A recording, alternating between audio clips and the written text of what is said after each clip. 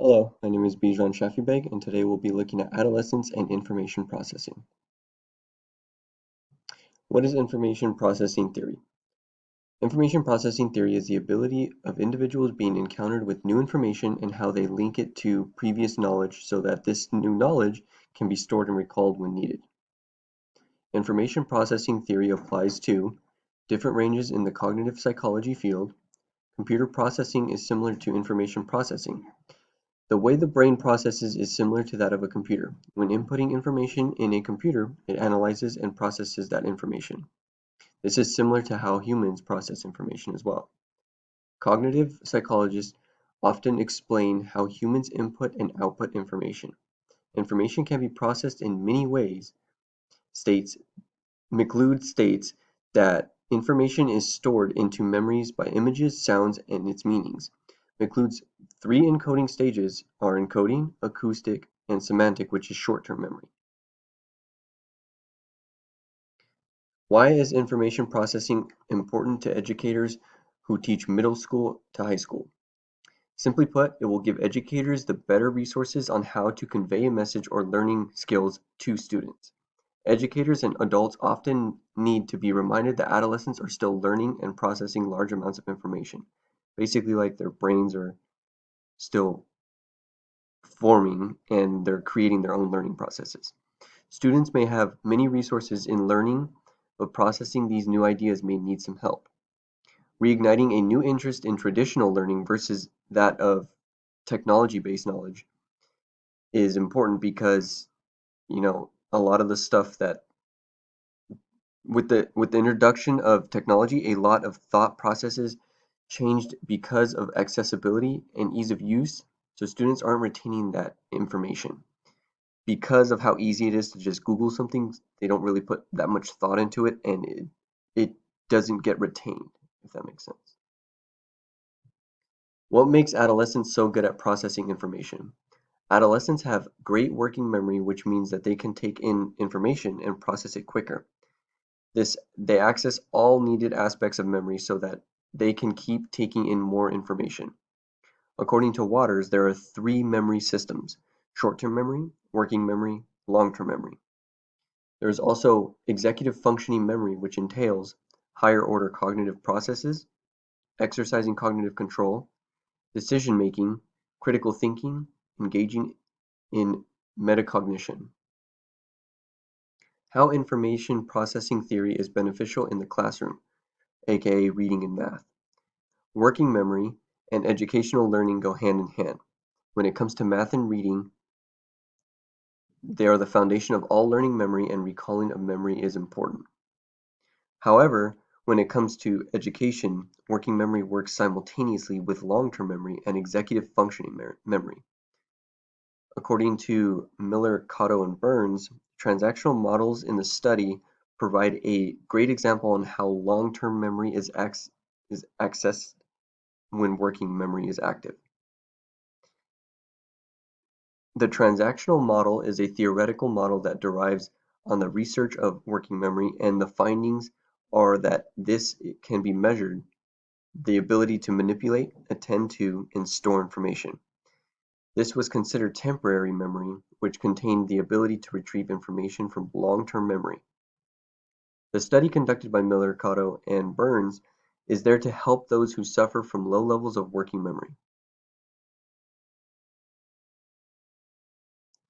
Slow information processing and effects with adolescents. When an adolescent is plagued with slow information processing, it affects the learning process. Children struggle who often struggle with slow information processes develop anxiety. That could be social anxiety, public anxiety. This will cause anxious moments to occur throughout the school day without warning, which will affect processing the information into long-term memory that will be excelled to executive functioning memory. So the information that they're receiving can often be tainted because of that anxious moment. It can cause them to, like forget the information that they just learned. And this can also lead into other instances such as freezing. Freezing causes the student to freeze or not respond quickly enough to make decisions and fall behind. And this can also, as I said, can be attributed to, other forms of anxiety such as, public public speaking or stuff like that. So when asked to read out loud, a student may not be able to perform this task or perform well on tests for this reason. This is not the same as if a student is not good at one subject. They can be blindsided with any subject at any time, which makes it hard for them to process any of the information. Other causes of slow information processing. The United States has a huge social problem of child poverty. Children who are facing the issue of poverty have a higher risk of slow information processing. This could be because of, their information processes are different, or they haven't been taught different methods on, learning and retaining new information. This is due to lack of resources such as stability, food, social economic status, and lack of income. There are great consequences when it comes to child poverty, which include children's education and health. According to McCarthy, excuse me, according to McCarthy in 2014, there was data that 15.5 million children and their families had incomes below the federal poverty line. So this could be attributed to, their information processing and how they actually learn. It could be different compared to other children in, more affluent areas. Statistics on adolescent information processing. In the United States, there are 46.7 million people that live below the poverty line. According to McCarthy, 15.5 million of those are children. That's a third of children in the United States are below the poverty line. Children make up 23% of the US population. Of these calculations, 21.7% of those are children that are poor and are living within the poverty lines. Now, 18% of those poverty-stricken are adolescents or teenagers between the ages of 16 to 17. This table all shows child poverty rates by age group. So as you can see, the poverty rate 0 to 5 is 23%, 6 to 11, 22%, 12 to 15, 19%, 16 to 17, 18%, and of all ages, 21%. So as you can see, the child poverty rates are extremely high, and this was pretty recent data as of 5 years ago. What is short-term working memory and long-term memory? The article by Norris acknowledges that there needs to be an update on short-term memory and how it activates or correlates with long-term memory. Long-term memory is a bank that holds all the knowledge that one gathers over a lifetime.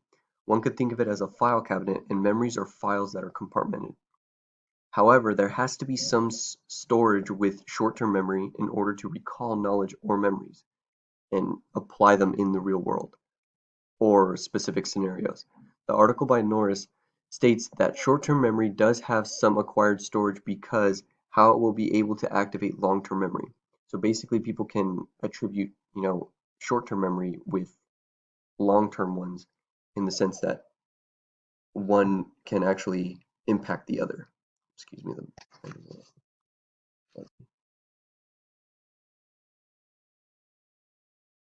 Latent learning and information processing theories. Both theorists, Miller and Toman, agree that information processing correlates with latent learning. According to both theorists, there are intricate processes in the reasoning that both information processing is going on, why mental processing is occurring, and which are founded from the cognitive approach. There are three sections of information processing: information storage, cognitive processes, and executive cognition, followed by three memory systems: sensory records, short and long-term memory, which are all mental activities that are cognitively processed then moved to executive cognition, where information is permanently stored. Cognitive learning styles and how the information is processed. Learning styles affect how a student processes information. So, for example, I may learn something different than, the person sitting next to me or behind me. Not necessarily one is right or the other, it's just whatever our minds have created to teach us, it could be different dependent on the person. These studies were based on how accurate memory really is and how it can be recalled. Thus, the study used a sequence of letters to be used then recalled with memory. There was success when the recalling of sequence of numbers and how many letters there were. The results were included for single and dual task situations. So for example, like myself, I'm more tactile when it comes to learning versus anything else. So hands-on, that's my approach on how I learn new things. Validating the object's spatial imagery, verbal questionnaire, eye test, tracking sequences. This could be, for people who have visual learning attributes that, they excel at learning visually versus, audibly or tactically. Depending on the student's learning style will determine their cognitive development, visual learner, verbal learner, as I said. So in this case, there are two classifications, visual and verbal, but I like to think that there's a third as well with the tactile. The study conducted by Bellatier Hoeffler has data on how a student takes in information such as when and how it is received and recalled. The study used the eye tracking test and the recalling of sequences, such as letters, numbers, and pictures. How refreshing and elaboration affect working memory and long-term. Elaboration in the study that has been linked to long-term memory or existing memory. This is brought by Singman in 2018. Refreshing is linked to working memory by its focus on representation. So, I mean, it could be a lot of things on how we recall, such as, specific sense. Uh, some people, create a tune when they want to remember something or correlate a specific picture or image with whatever they need to, remember. The study by Singman 2018 is similar to that of Bellatier Hoeffler by using sequences of numbers and letters like the other studies. Elaboration benefited long-term memory. So when we learn something, if we further elaborate on that specific information, it helps us retain it better because we start critically thinking it. However, if a person has great natural memory, will benefit from both elaboration and refreshing memory. This can mean like, if someone has already good memory recollection, if they it's a lot easier for them to, you know, recall memory, but when they elaborate on it, it's makes it easier for them to, recall and also elaborate on it. My conclusion. Therefore, working memory is how our brain functions to grasp new information and transform it into long-term memory. That's our ultimate goal. It depends on what our brain will try and, figure out what we would consider long-term memory worthy versus short-term memory. Like there's some things that, we've done one or two times and, our brain will know we'll never do them again. So it kind of just goes in one ear and out the other, so to speak. From this presentation, we have concluded that work memory has some capability of storage of memory. This is how it is able to link into or retrieve information from long-term memory banks. So when we're learning new things, a lot of the times when we learn new things, we reflect on, memories we already have or experiences we've already had and try and correlate the two so we can bridge the gap of like what we don't know. New knowledge will spark a memory of something similar that is stored in long-term memory that can be recalled as a familiar sequence. Then the new knowledge is processed and transformed into a long-term memory. Thus, this is how theorists have been able to relate and understand how information is processed and understood, which we as humans are similar to computers when it comes to learning since we are like forever evolving.